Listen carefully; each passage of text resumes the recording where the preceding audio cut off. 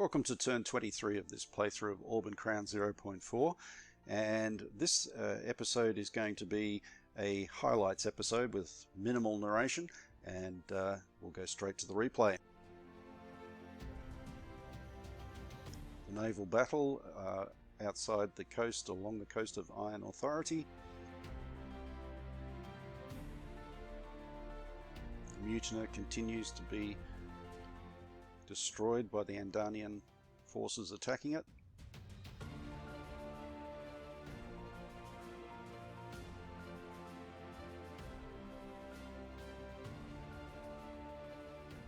The dwarves hold out in Iron Lord for one more turn.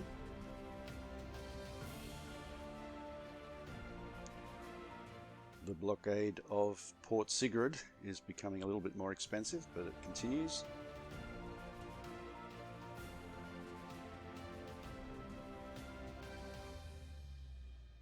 Shinwa and Sanai join the allies against the Golden Khanate. Sanai at the end of the turn, or end of the replay.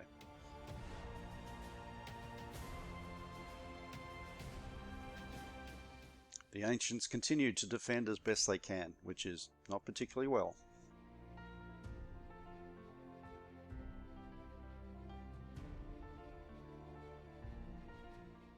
There's a lot in the reports. You can press spacebar to read them if you like.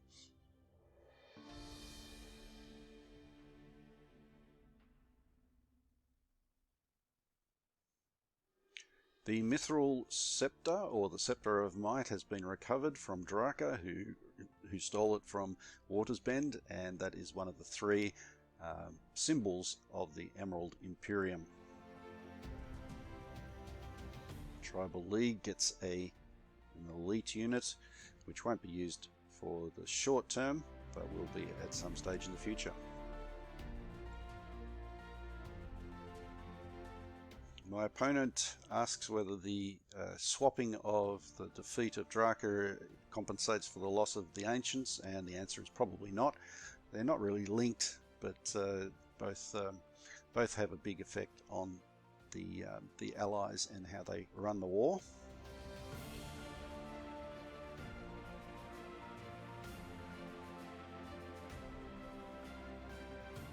Ang Nord is going to spend its plunder on research,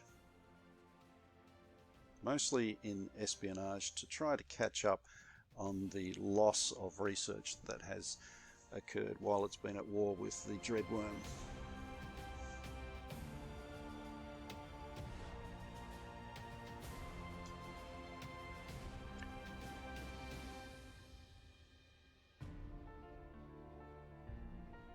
And on volley, where we're going to continue to focus on sea power.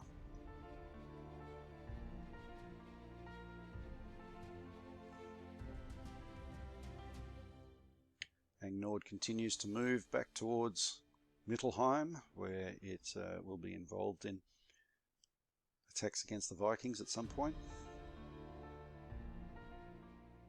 And Angford recalls its forces ready to defend in the west against probably an inevitable Vermont Andanian attack.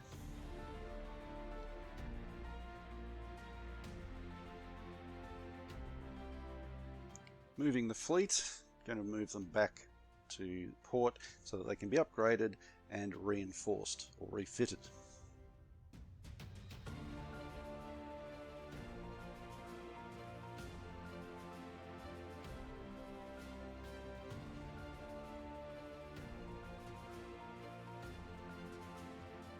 Moving the warship back is going to be a little bit dangerous, so I'll use the ancient ships to scout ahead. And luckily I did. They ran into the undersea unit there. But fortunately the warship can be, at least for now, rescued.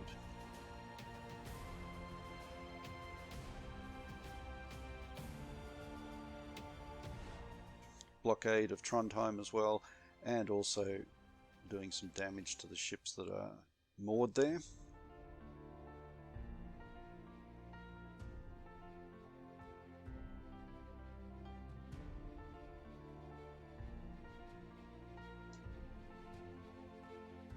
And Port Sigurd continues to be blockaded, but I won't start attacking it just yet, and I'll get this this sea hunter out of danger.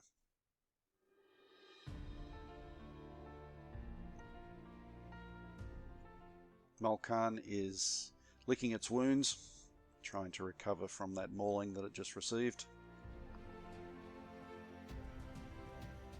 Moradon will continue its attack into Transmorodonia and its attack on the alternate capital of Port Drakid, I should say, and we'll take the fortress for now.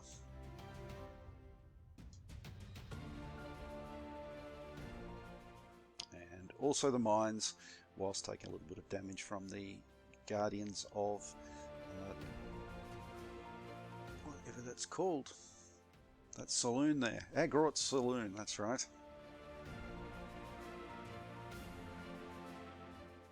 Supply will allow me to move the veterans down, even though I do anticipate an attack out of Buartenheim, probably from the units that have been redeployed from attacking Malkan.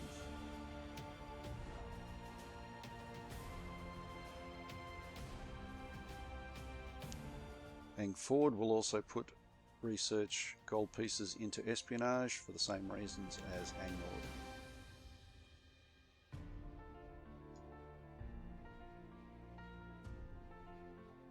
The Ancients will continue to move into defensive positions such that they can.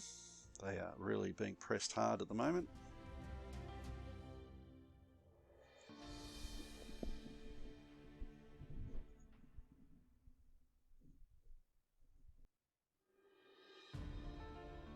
This dwarf unit down here has got nothing to do really, so I'm going to try to move it into the port at Tammuz and perhaps be able to transport it somewhere where it can do something useful.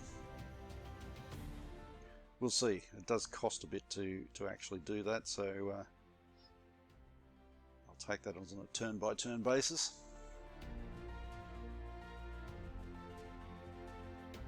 Tribal League will just spend some money on persuading Cardia. Got Croana, but it takes a long time to get the others on board. It's really debatable whether it's better to do that or to actually mount attacks into some of the neighbours to get them on board quicker. You certainly get more gold pieces that way, but you don't get the units that you get when you persuade them gently.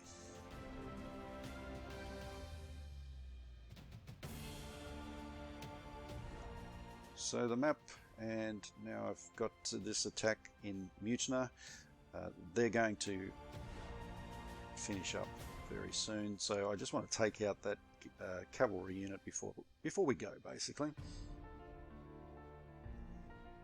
Before the soldiers get put into prison, the rebels get put into prison, and I'm even going to take that veteran unit there just to finish off the cavalry unit that's in the forest.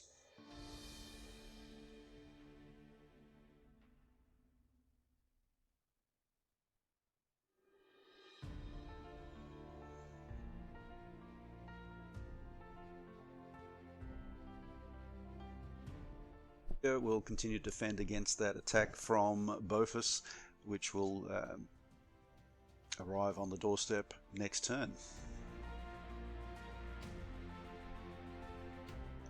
Macoria prepares for war and joins the adversaries, as does Transorum Imperium.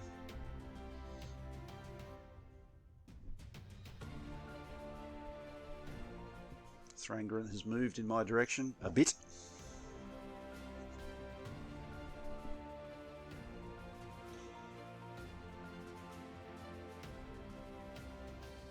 Magic for the Ancients. Hopefully they'll get to use it, maybe to teleport out once the final city falls.